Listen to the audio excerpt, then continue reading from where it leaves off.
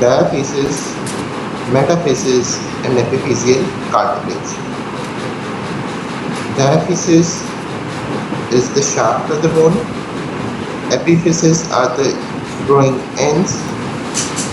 Metaphysis is the newly formed bone which is non-calcified and is attached or adhering with the distal ends of diaphysis. And epiphyseal cartilage was the area where the growth or the division of the cells was fused on for the growth or elongation of the bone. When once ossification is completed, the epiphyseal cartilage and the metaphysis disappear, and the epiphysis or the ends of the bone fuse or merge with the shaft of the bone. और इस junction पर एक demarcation line आएगी, that is the epiphyseal plate or epiphyseal line that demarcates the union or junction of epiphysis with the उसके बाद आगे हमने बात ये की थी कि इस ossification का पता होने की clinical importance in radiographic studies that can help in determination of age of the individual. इसी तरह बात ये की कि mineralization defects में दो निकली थी, एक ऑस्टियोमलेशिया था और एक ऑस्टियो rickets था, एक ऑस्टियोमलेशिया था. Rickets was due to the deficiency of which substance?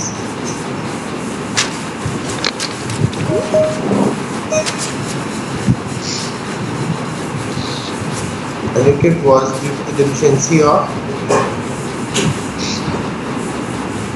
vitamin vitamin C, Calcium. and that was in the which age group?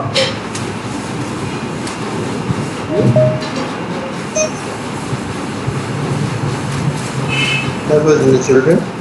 ठीक है, और जो osteomalacia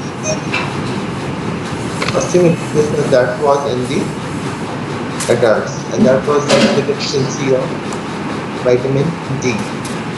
Result क्या हो रहा था कि bones became soft and gold, जिसकी वजह से knee knocking हो गई. Okay ji. So now moving on to this lecture.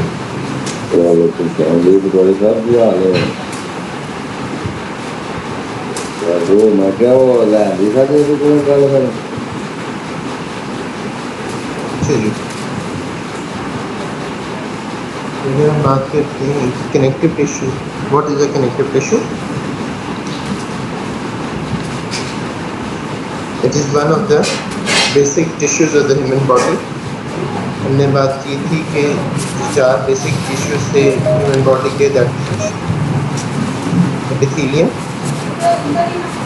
muscle tissue, nervous tissue, and the connective tissue. Actually, so अगर connective tissue की definition करेंगे, what is a connective tissue? So these are the tissues. करेंगे क्या? They support the organs of the body. एक काम जो खाली जगह बचेंगी between the organs, उनको fill up करना and giving the shape or contour to the body. These are the functions of the connective tissue. अच्छा जी. So अगर आप definition गिरो कि these are the tissues which give support to the organs, fill the space between the organs, and give the shape to the or contour to the body. अब जो ये functions हमने बात की, that can be structural support, क्योंकि parenchyma हो गया main architecture of the tissue medium.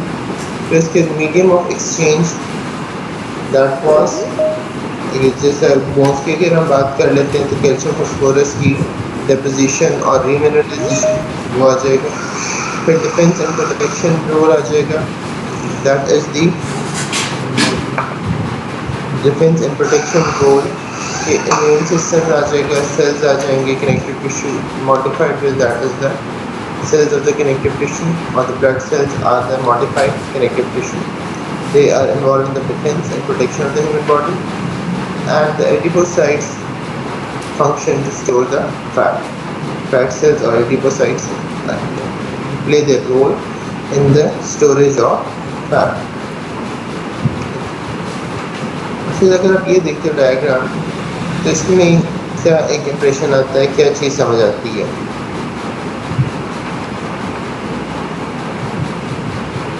जब आपको ये पिंक और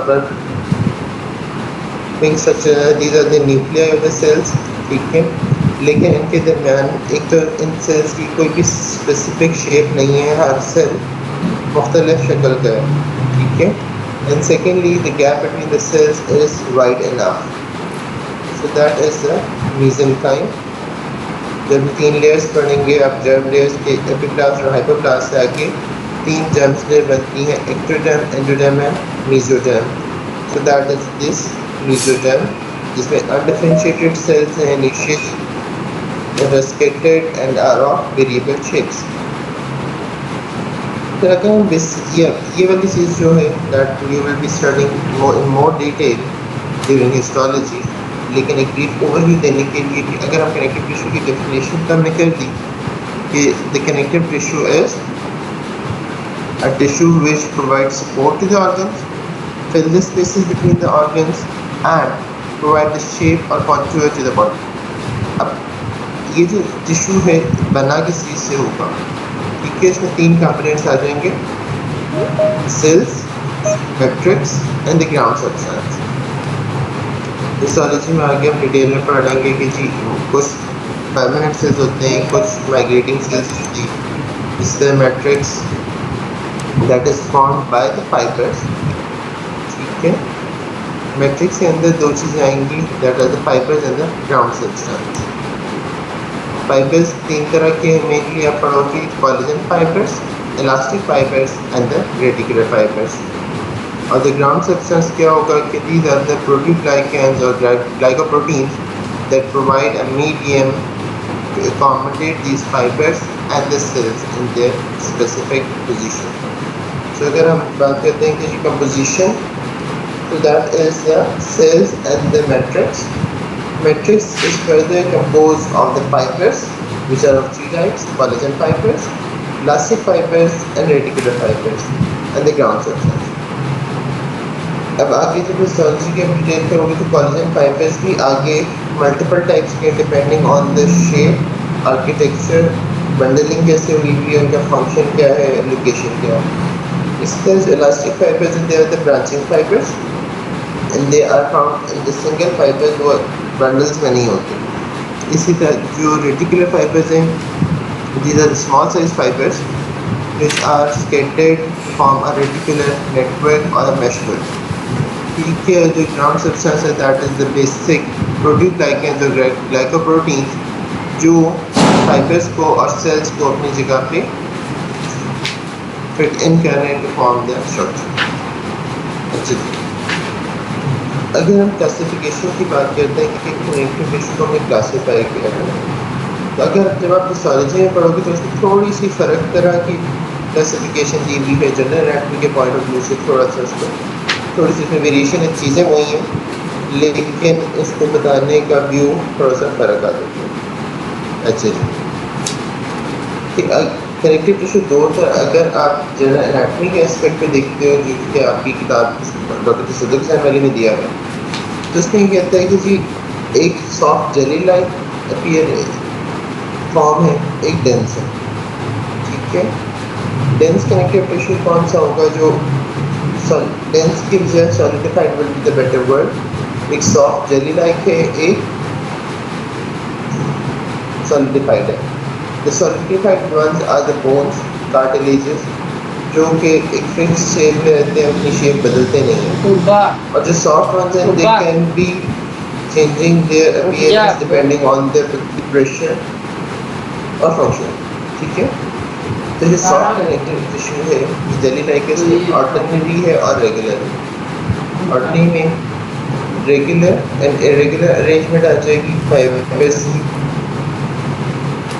अब एक चीज़ आपने थोड़ा सा क्लियर कर लेना है, जिसको आपने मिक्स नहीं करना, इस कॉन्सेप्ट को समझना ज़रूरी है कि डेंस और लूज कनेक्टिव टिश्यू हम आगे पढ़ेंगे। डेंस वो होगा जिसमें फाइबर ज़्यादा हैं और ग्राउंड सब्सटेंस कम है, और जो लूज कनेक्टिव टिश्यू होगा that would be the one जिसमें फाइबर्स के प्रोपोर्शन कम है सेल्स और ग्राउंड सब्सटेंस ज़्यादा है, ठीक है। लूज और डेंस का कॉन्सेप्ट ये है कि जिसमें फाइबर ज़्यादा और ग्राउंड सब्सटेंस कम है, that is dense, densely packed. और जिसमें फाइबर्स कम है, सेल्स और ग्राउंड सब्सटेंस ज़्यादा है, they are the loose one, ठीक है। जो ये फाइबर्स हैं, अगर तो ये पैरेलली और डेंसली पैक्ड हैं, डेंस में हम आगे इसके दो सब टाइप्स में करेंगे कि डेंस अरेंजमेंट में अगर तो फाइबर्स एक दूसरे के पैरेलल हैं तो that will be the dense regular, और अगर the dense fibres are arranged in multiple directions so that would be a dense irregular। तो अगर हम irregular की बात करते हैं तो लूज फॉर्म में जो connective tissue, that is the common example is the I present in the eyelids and that is the thinnest one. बहुत बारीक लेयर होगी, इतनी तो ज़्यादा थिकनेस नहीं होगी। और जो डेंस कनेक्टिव टिश्यू है, डेंस इरेगुलर, ठीक है। फिर एपिमाइजियम है या पेरिओस्टियम है। These are the layers of connective tissue. Mysium is the word used for muscle. So the connective tissue covering around the muscle would be epimysium, and osteum is the term used for bones. So periosteum would be the one that is around the bones, and epimysium would be the dense, irregular layer of connective tissue that is present around the muscles. इसी तरह फिर irregularly arranged adipocytes या adipose tissue आ जाएगा जी। Sir इसमें फिर हमने AP और peri का डिफरेंस भी किया है कि अगर ये दोनों ही अराउंड द मसल के बोन एपी और पेरी की यूज कि अब आगे जो हिस्टोलॉजी में आप पढ़ेंगे मसल्स का स्ट्रक्चर या बोन्स का या आगे नर्व्स का, तो इसमें आगे तीन तरह की कवरिंग आएंगी अराउंड। अगर मसल्स की हम बात करें तो around the single muscle fibre, fascicle and the complete muscle, ठीक है। तो ये तीन लेयर एंडोमाइजियम, पेरीमाइजियम एंड एपीमाइजियम हो जाएगा। इसी तरह नर्व की जब बात करेंगे तो around the single axon endoneurium, फिर perineurium and epineurium. So these are the layers which are covering either single fibre innermost या फिर बंडल ऑफ फाइबर्स को कवर कर रहे हैं या कंप्लीट स्ट्रक्चर को कवर कर रहे हैं। इसी तरह पेरिओस्टियम जो that is also a dense irregular layer of connective tissue that is present around the bones. Is it clear? Yes अच्छा, फिर जो रेगुलर फॉर्म में है that is arrange in the form of sheets या bundles. Thin sheets की form में दो arrangements आती हैं, फेशिया एंड एपिनेरोसिस। अब इनका आपस में डिफरेंस क्या होगा, फेशिया का और एपिनेरोसिस का? What would be the difference between the fascia and epineuritis? The aponeurosis is the flat tendon. Thickness में कोई डिफरेंस होगा?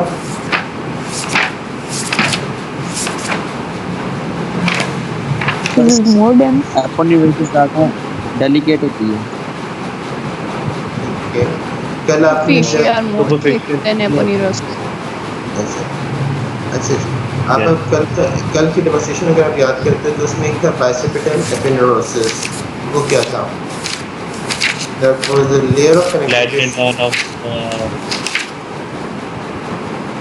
जो कि बाइसेप्स ब्रेकियाई के टेंडन से एक तरफ कनेक्टेड थी and on the other side that was merging with the Deep fascia forearm. fascia of the forearm, ठीक है। So that was a thin sheet। और जब फेशिया की हम बात करते हैं तो वो थिक अरेंजमेंट है, जो सुपरफिशियल और डीप फेशियल दोनों हैं, that are the thick ones. और अगर एपिनेरोसिस की बात करते हैं तो वो thin sheet of connective tissue है, but all of them are regularly arranged fibres, ठीक है जी। अब फिर दूसरा रेगुलरली अरेंजमेंट ऑफ फाइबर्स हो सकती है in the form of bundles that can be either ligaments और टेंडन्स। अब लिगामेंट और टेंडन में क्या फ़र्क होगा?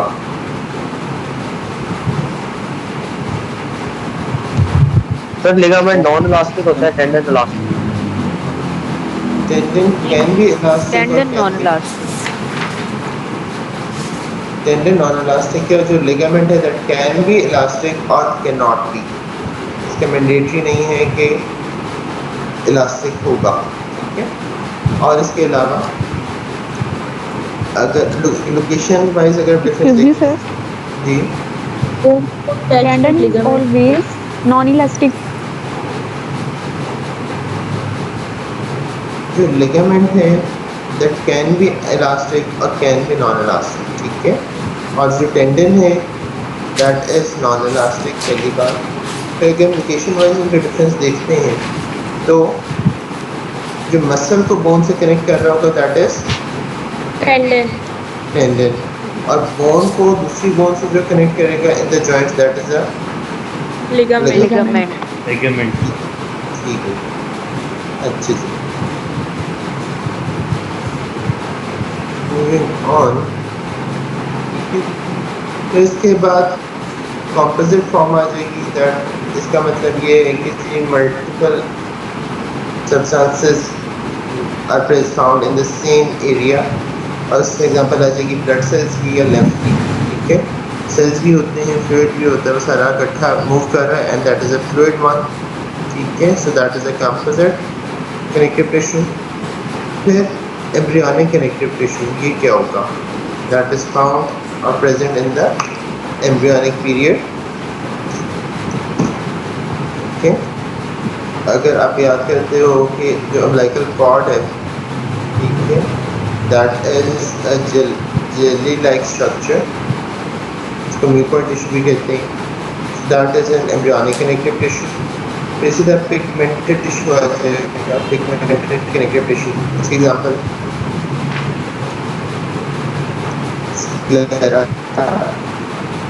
ठीक है। इसी तरह रेटिना की जो पिगमेंट लेयर है that is also connective tissue, ठीक है जी। फिर उसके बाद साइनोवियल स्ट्रक्चर्स आ जाएंगे जिसमें साइनोवियल शीट, साइनोवियल मेम्ब्रेन्स हैं।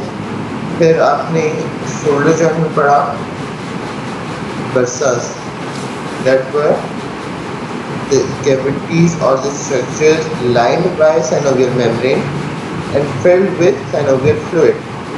और वो करते क्या थे? They provide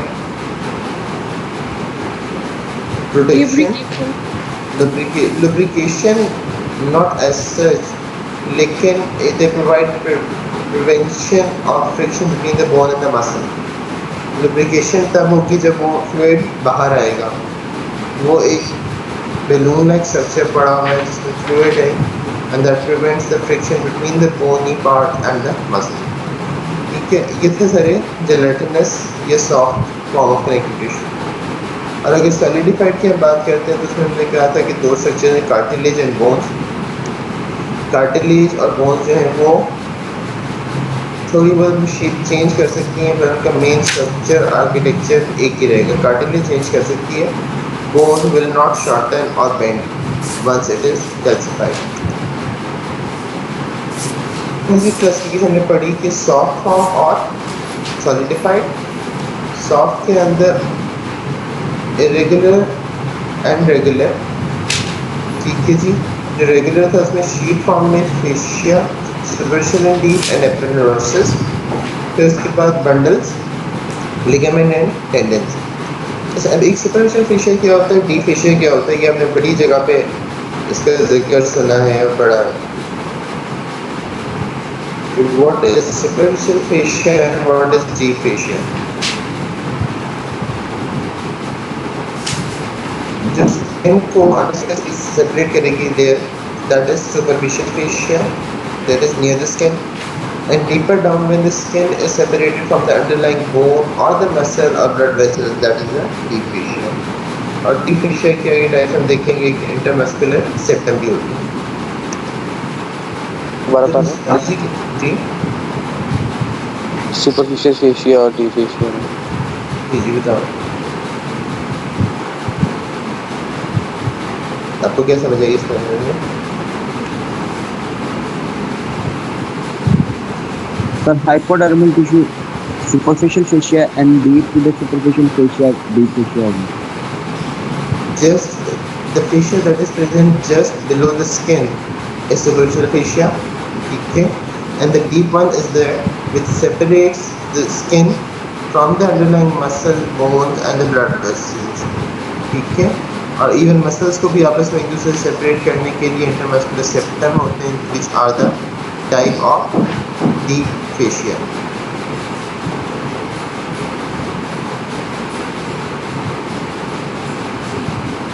जी। इसके बाद आगे हम चलते हैं कि जी जब आप हिस्टोलॉजी की किताब में पढ़ोगे तो क्लासिफिकेशन थोड़ी सी फ़र्क है, लेकिन वन वे और द अदर चीज़ वही है। ठीक है जी। हमने वहाँ पे कहा था कि सॉफ्ट और सॉलिडिफाइड। यहाँ पे हम 3 कैटेगरीज करेंगे embryonic, that is before birth या आफ्टर बर्थ, फिर उसके एडल्ट कनेक्टिव टिश्यू, और फिर आगे मॉडिफाइड कनेक्टिव टिश्यू जो एडल्ट के आगे मॉडिफिकेशन आ रहे हैं। अगर एम्ब्रियोनिक की हम बात करते हैं तो मीजेनकाइम जो हमें दिखते हैं डायग्राम पहली, एंड द म्यूकोइड टिश्यू और द वॉटन्स जेली या umbilical cord. So these are the two structures or types of connective tissue which are present only in the embryonic period but not after birth. Okay? तो इसके बाद जब adult connective tissue की हम बात करते हैं तो वहाँ कनेक्टिव टिश्यू प्रॉपर आ जाता है कि जी जो प्रॉपर उसकी डेफिनेशन या फंक्शन है उसको फुलफिल कर रहा है। तो उसमें लूज कनेक्टिव टिश्यू आ जाएगा एंड डेंस कनेक्टिव टिश्यू आ जाएगा। जो डेंस है that is again of two types, regular and irregular. अगर लूज हमने वो कहा था कि जिसमें फाइबर्स थोड़े और सेल्स एंड ग्राउंड सब्सटेंस ज़्यादा है, and the dense connective tissue was the one which is densely packed with the fibers with a few cells and the ground substance.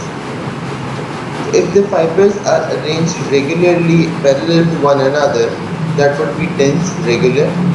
And if the densely packed fibers are arranged in an irregular pattern, so that would be dense irregular. Example की अगर हम बात करते हैं, dense regular में tendon आ जाएगा, and ligamentum nuchae और knuckle ligament that is present behind the neck, ठीक है, cervical vertebra के region में। इसको नकल लिगामेंट भी कहते हैं या लिगामेंटम न्यूक्ली भी कहते हैं। So that is an example of the elastic form of dense regular connective tissue. और the dense irregular that example is the dermis of the skin which is below the skin and above the muscles. ठीक है, फिर adipose tissue है that is the fat cells. कि आगे physiology में पढ़ेंगे कि दो तरह के होते हैं, ब्राउन फैट होती है और वाइट फैट होती है। Brown fat is in the neonates and that is multilocular and is involved in the production of heat, and in adult form that is a cigarette ring appearance, single cavity, okay, and that would be involved in the deposition of fat but not the heat production. अच्छा, अब इन diagrams को आप देखना शुरू करेंगे जिसमें आपको समझ के आता है। लेफ्ट अपर डायग्राम पहली हम देखते हैं, ये वाली में हमने देखा था कि जिस सेल्स की शेप फ़र्क है, एक दूसरे से मिलते जुलते नहीं हैं, फासले में पड़े हुए हैं, and there have the ability to differentiate into any type of tissue. So this is the mesenchyme tissue और मेसेनकाइम। अपर राइट डायग्राम अगर आप देखते हो, ये यहाँ फाइब्रस थोड़ी सी ऑर्गेनाइज, ठीक है, एंड दैट इज और दरमियान में न्यूक्लियर फाइब्रोब्लास्ट के आने शुरू हो गए। दीज आर द, अब यहाँ पे देखो फाइब्रोब्लास्ट न्यूक्लियर कोई नहीं था, ना ही कोई फाइबर बना हुआ है। यहाँ पर फाइबर्स की आप देखो। Excuse me, sir. Ji, Sir, slides should be on.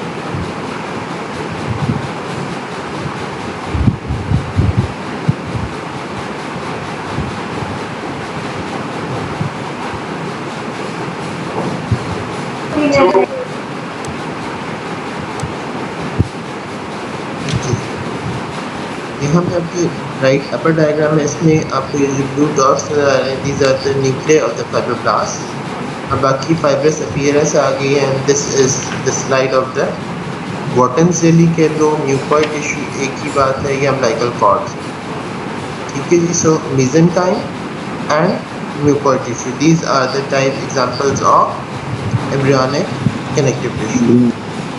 उसके बाद फिर जो निचले डायग्राम है, दीज आर दी, इसमें दो कंपोनेंट्स आ सकते हैं। अपर पार्ट में आगे आप देखते हो इस एरिया में, तो यहाँ पे आपको स्पेसेस ज़्यादा और फाइबर्स कम नज़र आ रहे हैं। So this is the loose connective tissue. इसी तरह राइट साइड वाले डायग्राम में देखते हो, just underneath this red epithelium there is more spaces as compared to the fibers or the cells. So this is the loose connective tissue. And underneath अगर आप देखते हो the fibers are irregularly placed. Symmetrical pattern नहीं है, but they are densely packed with a very few cells in between. So that is the dense irregular connective tissue. हमने कहा था कि जो dense irregular connective tissue है that is seen in the dermis of skin. ये अगर आप right side वाले डायग्राम देखते हो, ये epithelium red इसलिए है कि that is stained by a special stain not hemotoxin and eosin. ठीक है, और स्किन के नीचे जो था epidermis and dermis. So this is the dense irregular and this area is the loose connective tissue. अच्छा जी, अब यहाँ पे देखें तो अब इसको आप जी सर हमने जो पहले हमने क्लासिफिकेशन देखी on the basis of solidified and soft, ये किस बेस पर है क्लासिफिकेशन? ये दो किताबों का फ़र्क है कि जो आपकी जनरल एनाटमी की किताब है उसमें इस तरह क्लासीफाई किया हुआ है, और जो आप मोस्ट कॉमनली रूटीन में यूज़ करते हैं that is the same as given in histology. ठीक है, तो चीज़ें वही हैं लेकिन उसकी क्लासिफिकेशन के क्राइटेरिया फ़र्क है. एक को हमने उसकी फिज़िकल प्रॉपर्टीज़ के हिसाब से क्लासीफाई किया कि ये सॉफ्ट है या सॉलिडिफाइड है. एक जो ये वाली हम अब कर रहे हैं that is based on the appearance and time period की जहाँ पे वो आइडेंटिफाई हो सकती है. Embryonic tissue was only present during embryonic period. mesenchyme they are the undifferentiated cells or nuclear tissues present in them like cord. Adults में ऐसा कुछ नहीं है. ठीक है, फिर जब नीचे की डायग्राम में these are basic of the skin जिसमें superficial facial loose connective tissue है और नीचे उसके dense irregular connective tissue. अब इन डायग्राम्स को अगर आप शो डिस्क्राइब करो, ये चीज़ हमने अभी डिस्कस कर ली है, इसको रिकॉल आपने करना कि लेफ्ट साइड डायग्राम में फाइबर्स डेंसली पैक्ड हैं, लूजली पैक्ड हैं.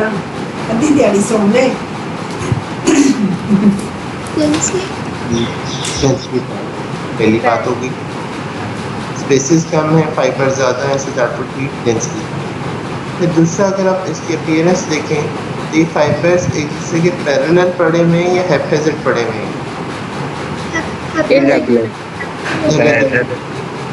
ठीक है, और इसी को आप कॉरेस्पॉन्डिंगली कर दें, कंपेयर कर दो diagram on the right side. तो यहाँ पर भी क्या होगा कि ये एपिथेलियल के मसल्स की आ गई, इसके नीचे जो फाइबर्स हैं दे आर डेंसली पैक्ड कि loosely packed. Loosely packed. Densely pack. Densely packed. Space कम है, सेल्स कम है. ठीक है, और again the fibres are irregularly arranged and wavy bundle है जो एक डायरेक्शन में दी है, मल्टीपल डायरेक्शन. अगर आप यहाँ पे देखते हो तो ये फाइबर इस तरह जा रहा है, फिर यहाँ पे देखते हो तो ये वेवी पैटर्न ऑब्लिकली हो गया. सो this is again dense irregular connective tissue. और अगर आप इस डायग्राम को देखते हो तो Densely regular. Dense regular. ठीक है, शाबाश, ठीक हो गया.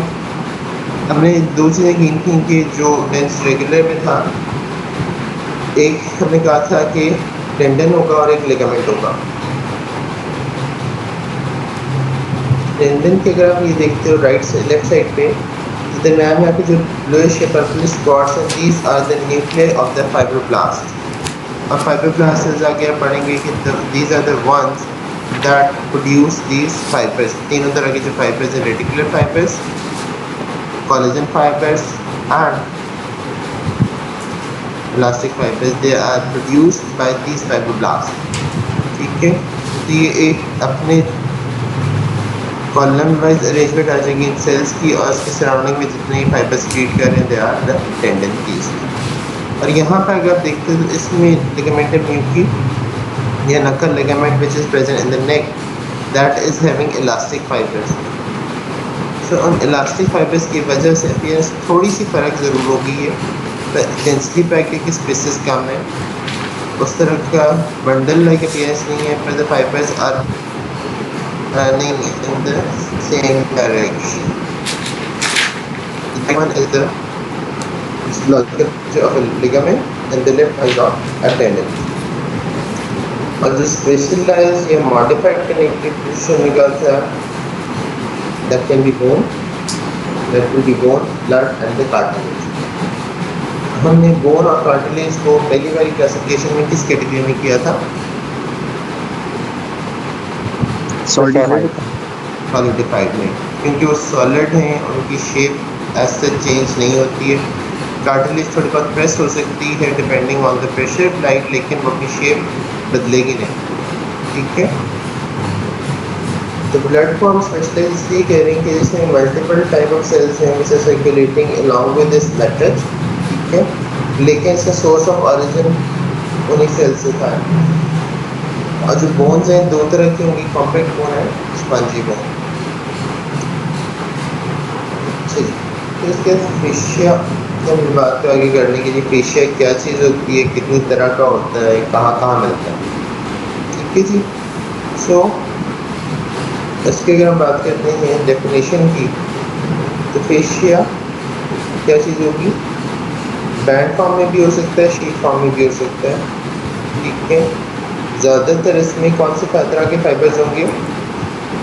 Collagen present mostly below the skin के साथ अटैचमेंट होगी. और इस अटैचमेंट से फ़ायदा क्या होगा? अंडरलाइंग स्ट्रक्चर्स की स्टेबिलिटी प्रोवाइड कर रहा है, और जो group of muscles and flexors and extensors उनको सेपरेट करने के लिए इंटरमस्कुलर सेप्टम भी बना रहा है. फेशिया की हम जनरलाइज बात कर रहे हैं, स्पेशली डीप को हमने अभी डिस्कस नहीं किया. तो फेशिया इज अ बैंड और शीट ऑफ कनेक्टिव टिश्यू. ठीक है जी. मोस्ट प्रिडोमिनेंटली या most commonly that is made about the collagen fibres.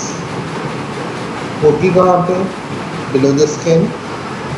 And it stabilizes and covers the underlying structures, and it also plays its role in separation of the muscle according to their functional role.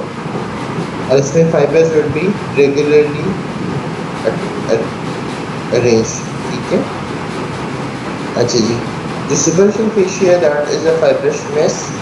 ठीक है, करेगा क्या? It connects the dermis to the deep fascia. The dermis of the skin that is connected to the underlying deep fascia with the help of superficial fascia. अब यहाँ पे ज़रूरत के हिसाब से इसकी मॉडिफिकेशन है. इस स्कैल्प में, सोल में, पाम में यहाँ पे स्ट्रेंथ की रेजिस्टेंस ज़्यादा चाहिए, तो यहाँ पे thickness of superficial fascia will be more as compared to that of in other areas. और थिनेस की अगर हम बात करेंगे तो that will be in the under the skin of eyelids. Eyelids बहुत बड़ी बारीक होती हैं, so special fascial layer will also be very thin. और अगर हम डीप फेशिया की बात करते हैं जिसमें डेंस की अरेंज फाइबर्स होंगे, मोस्टली दे आर इनएलास्टिक. करेंगे क्या? सुपरफिशियल फेशिया को अंडरलाइंग मसल या बोन से अलग कर रहे हैं. इसकी एग्जांपल की अगर हम बात करते हैं तो रेटिनेकुलम इसमें आ जाएंगे, which are the modification of deep fascia, या इसी तरह इंटरमस्कुलर सेप्टम. इंटरमस्कुलर सेप्टम का नाम कहाँ सुना था आप लोगों ने? ह्यूमरस. region. ह्यूमरस में anterior and posterior, anterior and posterior compartment में पड़े थे. डिवाइड करता था. और ये कितने सेप्टा थे जो आर्म मसल्स को कंपार्टमेंट में डिवाइड कर रहे थे? सर दो थे, लेट और रियल ठीक होगी, बिल्कुल सही है. इसी तरह रेटिनेकुलम हम आगे लेटर ऑन इन द पढ़ेंगे. दीज आर द बैंड्स जो कि सेप्टा तो देखते हैं कि स्किन और बोन के दरमियान एक्सटेंड कर रहे हैं. या अगर इस डायग्राम आप देखते हो तो स्किन से शुरू हुआ deep fascia continuing down till the bone, किया गया मीडियल इंटरमस्कुलर सेप्टम. और इसका लैटरल साइड पे जाएंगे तो यहाँ पे लैटरल इंटरमस्कुलर सेप्टम आ जाएगा. स्किन से डायरेक्टली जाके बोन को अटैचमेंट दे रहा है. लेकिन जो रेटिनेकुलम की हम बात करेंगे they are the fibrous band जो कि एक बोन से दूसरी बोन तक अटैचमेंट होगी. जिस तरह आगे हम पढ़ेंगे रिस्ट एंड डिप करेंगे तो रेडियस और अल्ना के डिस्टेंट एंड्स पे अटैच होगा, ठीक है। और करेगा क्या, अंडरलाइन जो मसल टेंडन से उनको सपोर्ट भी प्रोवाइड कर रहे हैं, अपनी जगह पे फिक्स कर रहे हैं कि so during movement of the muscles the tendons do not overlap और स्लिप ओवर वन अनदर। तो ये इन दो का आपस में डिफरेंस है कि जो इंटरमस्कुलर सेप्टम है that is present between the skin and continuing up till the bone, जो कंप्लीट सेप्टम अलग कर देंगे, interior septum interior compartment and posterior compartment. और जो रेटिकुलम है they are the fibrous bands connected to from one bone to the other and providing support or stability to the structures passing below them. यहाँ पर ही एक चीज़ upper limb के हिसाब से एक क्लिनिकल आप समझ लो कि what is compartment syndrome. Anyone?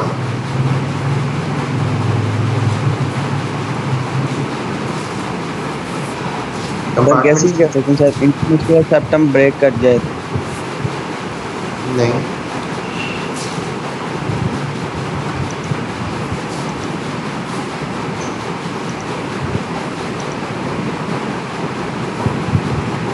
anyone else?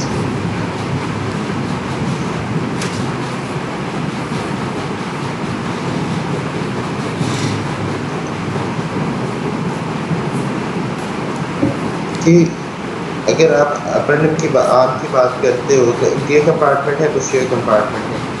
Interior compartment के अंदर कौन कौन सी ब्लड वेसल्स हैं? ब्रेकियल आर्टरी, ठीक है। इसी तरह दो डाउन जाते हैं तो लोअर अल्नर कोलैटरल जो है that is present in the interior compartment, ठीक है। अगर इसका पोस्टीरियर में जाते हैं तो profunda brachii artery posterior compartment में है, superior ulnar collateral artery posterior compartment में है। इसी तरह पोस्टीरियर या middle collateral artery that is the branch of profunda femoris profunda brachii that is present in the posterior compartment of arm. तो अगर in blood vessels में कोई injury की वजह से रप्चर हो जाए, वेन रप्चर हो जाए या लिम्फेटिक चैनल्स ब्लॉक हो गए तो यहाँ पे स्वेलिंग हो गई है, so that pressure effect would be limited to that specific compartment. Interior compartment और पोस्टीरियर कंपार्टमेंट दोनों एक दूसरे से बिल्कुल अलग हो गए हैं। अगर किसी एक तरफ डैमेज की वजह से कोई एक्सेसिव पस आ गई, कोई फ्लूइड जमा हो गया, तो that pressure would be affected और transmitted to the same compartment. जिस वक्त ब्लड वेसल्स या वेन्स या नर्व्स कंप्रेस हो जाएंगी इस प्रेशर की वजह से, that would lead to the dysfunctioning of that area. So that is called the compartment syndrome. अच्छा जी, फिर बर्सा की ये डेफिनेशन आप लोगों ने पढ़ी थी। बर्सा सर सुपीरियर कोलैटरल जो है वो पोस्टीरियर साइड पर रखी है।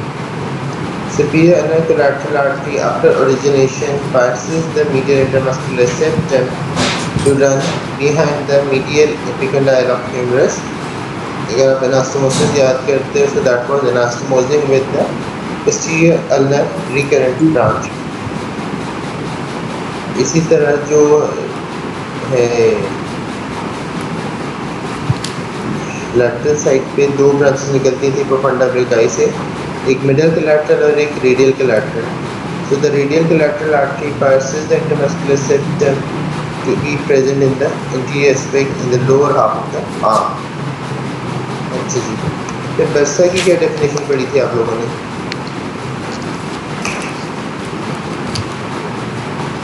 It is a sac-like structure between tendons or ligaments, reduce friction and give the protection to the joint. Formed by synovial membrane and is filled up with the synovial fluid. ठीक है, closed cavities हैं, sacs हैं, lined by synovial membrane और उनके अंदर जो fluid है that is the synovial fluid। और करते क्या हैं, देखो reduces the friction during movement between the muscle and the bone। फिर इसी तरह एपिनेउरोसिस की क्या चीज़ होगी? एपिनेउरोसिस इज अ वाइट शीट, एक थिन शीट से हमने बात की थी, पेशिया हमने कहा था कि थिक शीट है और aponeurosis is a thin sheet. It is inelastic okay, और अगर बाइसेप्टल एपिनेरोसिस को आप याद करते हो तो that was connecting the tendon of biceps brachii with the skin, और जो टेंडन है वो क्या चीज़ होगी, that connects the muscle to the bone and then is present again in the form of inelastic cords. और जो ligaments हैं, हमने ये बात की थी कि बंडल फॉर्म में जो हैं that are the either tendon or the ligament. Tendon की हमने बात कर ली कि it connects the muscle to the bone, और जो ligament है that connects around the joints from one bone to the other to provide support and stability. Fibrous connective tissue है that connects the bone, one bone to the other, और elastic fibers जो हैं that can be found or may not be. ठीक है, जरूरी नहीं है सारे लिगामेंट। जी सर, ये लिगामेंट जॉइंट कैप्सूल के भी बाहर होता है? बाहर भी हो सकते हैं, अंदर भी हो सकते हैं। कि अगर आप शोल्डर जॉइंट की बात करते हैं तो जो glenohumeral ligament था that had the 3 bands and was present inside the capsule, ठीक है, और इसी तरह जो ट्रांसवर्स humeral ligament था that is present outside the capsule. So एक बोनी पार्ट को दूसरे बोनी पार्ट से जोड़ने के लिए लिगामेंट इस्तेमाल होगा, और मसल्स को बोन से जोड़ने के लिए tendon would be functioning to connect. Sir, aponeurosis will be inelastic. Aponeurosis will be inelastic, लेकिन थिन शीट होगी। इलास्टिसिटी का मतलब ये है कि जी जिसमें स्ट्रेच हो तो वो एक सर्टेन लिमिट तक स्ट्रेच हो के लेंथ इंक्रीज कर जाए, और इनइलास्टिक का मतलब है कि उसकी लेंथ इंक्रीज नहीं कर सकती। सो एपिनेरोसिस हेल्प्स टू इलास्टिक है, जी दोनों फेशिया इनइलास्टिक है। दोनों इनइलास्टिक हैं, लेकिन उनकी थिकनेस का फर्क है। एपिनेरोसिस इज अ थिन शीट और fascia is a thick sheet. ये फंक्शन दोनों एक ही कह रहे हैं। Aponeurosis. Ji Function of aponeurosis. Epineuritis is a thin sheet of connective tissue that is again binding a specific tissue or specific part with the skin. जिस तरह bicipital एपिनेuritis है सिर्फ टेंडन और बाइसेप्स को कनेक्ट करेगा स्किन से, जो उसके इर्द गिर्द ब्रेकियालिस मसल पड़ा था, ब्रेकियोरेडियालिस मसल पड़ा था, उनको कोई सपोर्ट या उन पे कोई एक्शन नहीं है। लेकिन जो superficial deep fascia that is binding और surrounding the muscle all of them as a group, और थिक शीट है तो वो ज़्यादा सपोर्ट करेंगे। चलिए, lastly we move on to the membranes. ठीक है कि बॉडी की मेम्ब्रेन्स कौन कौन सी होंगी, कहाँ कहाँ पर होंगी, उनकी कितनी लेयर्स होंगी। These are again the thin sheet lined by the squamous epithelium. Pleural membrane कहाँ पर होगी? Lungs. Lungs, The lung. और इसके आगे दो फर्दर लेयर्स हैं, एक जो thoracic wall के साथ adherent है और एक adherent है with the surface of the lungs। जो viscera के साथ connected होगी वो visceral pleura होगी, और जो बॉडी वॉल के साथ होगी that will be the parietal layer of pleura। इसी तरह पेरिकार्डियम की जब बात करते हैं, पेरिकार्डियल मेम्ब्रेन की बात करते हैं, तो यहाँ पे दो लेयर्स हैं, एक फाइब्रस पेरिकार्डियम है और एक सीरस पेरिकार्डियम है। ठीक है, फाइब्रस बाहर की थिक शीट है that is adherent with the diaphragm, और जो अंदर सीरस है उसके आगे दो फर्दर लेयर्स आती हैं, एक विस्टरल और एक पेराइटल। जो visceral layer of serous pericardium होगी that will be adherent to the surface of the heart, और जो इसकी parietal layer of serous pericardium है that will merge with the fibrous pericardium. तो फिर पेरिकार्डियल कैविटी जो होगी वो कौन सी लेयर के दरमियान होगी? एनीवन? हमने तीन लेयर्स कर दी हैं, एक फाइब्रस पेरिकार्डियम है, एक parietal layer of serous pericardium है, और visceral layer of serous pericardium है। तो पेरिकार्डियल कैविटी इनमें से किसके दरमियान होगी? बिटवीन पेराइटल एंड जो visceral serous pericardium. Anyone else?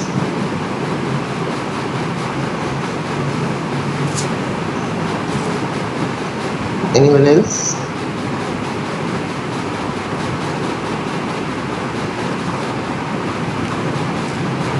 Okay, the pericardial cavity is the space or area present between the parietal and visceral layer of serous layer of pericardium. Okay, the parietal layer that merges with the fibrous pericardium, तो वो एक thick sheet बाहर की तरफ हो जाएगी और जो parietal layer है that is the other limit. और pericardial fluid खुद कितना होता है? अब कितने ml होगा, कितना fluid होगा? वॉल्यूम फंक्शन क्या होता है पेरिकार्डियल फ्लूइड का? Prevent the overextension of heart. Over extension of heart को प्रिवेंट करता है वो है, और साथ में पेरिटोनियल फ्लूइड जो है वो शॉक एब्जॉर्बर के तौर पे भी है और फ्रिक्शन को भी रिड्यूस करेगा. फिर आते हैं peritoneal membrane. Peritoneum is the abdominal cavity area बनेगा, that is the peritoneal membrane. इसकी भी इसी तरह दो लेयर्स होंगी जो ऑर्गन्स को कवर कर रही है, that is the visceral peritoneum, और जो बॉडी वॉल के साथ जाएगी that will be the parietal peritoneum. And lastly what is meninges?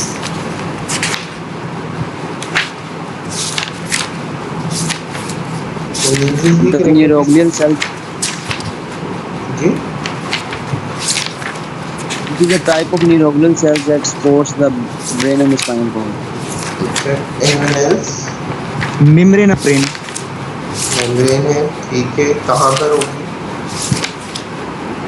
Brain. Brain और स्पाइनल Brain. कॉर्ड में. Spinal cord. और Matter. करेंगे कितनी लेयर्स होंगी? 3 layers. 3 layers. 3 लेयर्स.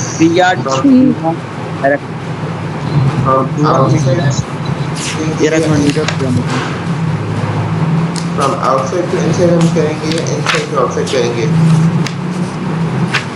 अगर हम आउटसाइड सबसे बाहर होगी ड्यूरा माटर. सर सबसे बाहर dura mater, then arachnoid mater, और सबसे जो साथ जुड़ी होगी वो pia mater. Dura mater, arachnoid mater and pia mater. ठीक हो गया.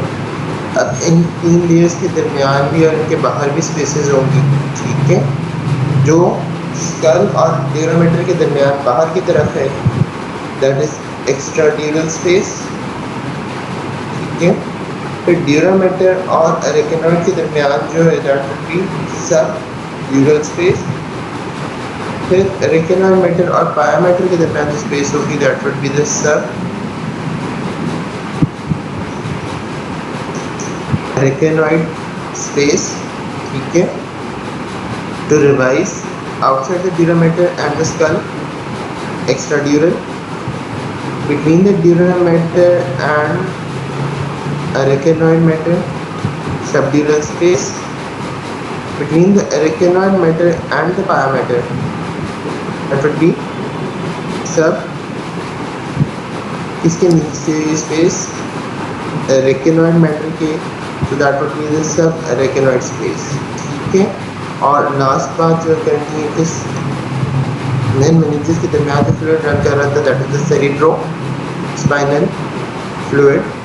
ठीक है. और वो में से कौन सी स्पेस में रन करेगा? सब एरेक्नॉइड. सब एरेक्नॉइड. ठीक है.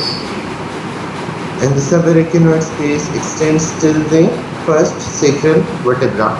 स्पाइनल कॉर्ड पहले ख़त्म हो जाती है और subarachnoid space continues till the first sacral vertebra. अब आपके कोई क्वेरी, कोई क्वेश्चन है तो आप पूछ लो.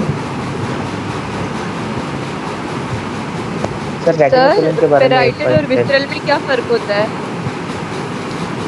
जो विसरल है वो विसरा के ऊपर है, जो पेराइटल है वो बॉडी वॉल के ऊपर है. ठीक है सर. अब एक चीज ये है कि अभी आप 162 अटेंडीज हैं, ठीक है, लेकिन जब उसकी अटेंडेंस मार्क होती है तो वो 200 कुछ की होती है. तो make it very sure proxy ना लगाएं, आपका ही फायदा है. अटेंडेंस लिंक मैंने चैट बॉक्स में डाल दिया. ठीक है, and mark them in the next 12 minutes.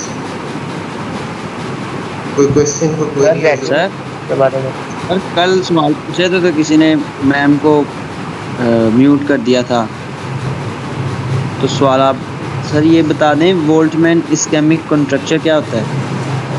Walkmans ischaemic कंट्रेक्चर ये है बच्चा कि ये आपको सर नज़ीर मुगल ने भी बताया था, ठीक है, दोबारा बता देता हूँ कि अगर ब्रेकियल आर्टरी आर्म रीजन में डैमेज हो जाए, ठीक है, ब्रेकियल आर्टरी के आगे दो ब्रांचेस बन रही थी, रेडियल आर्टरी और ulnar artery.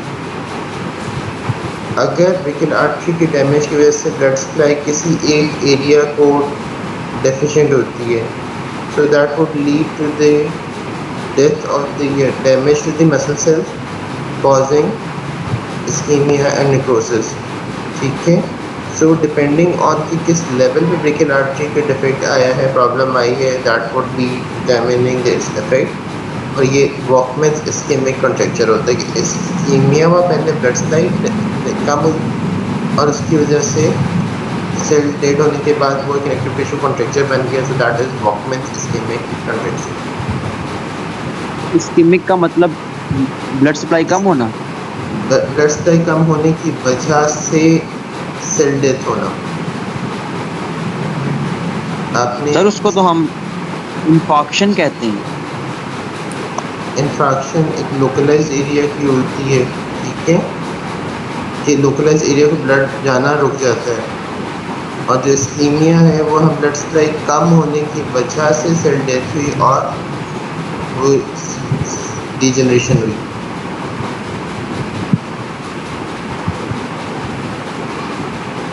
Any other question?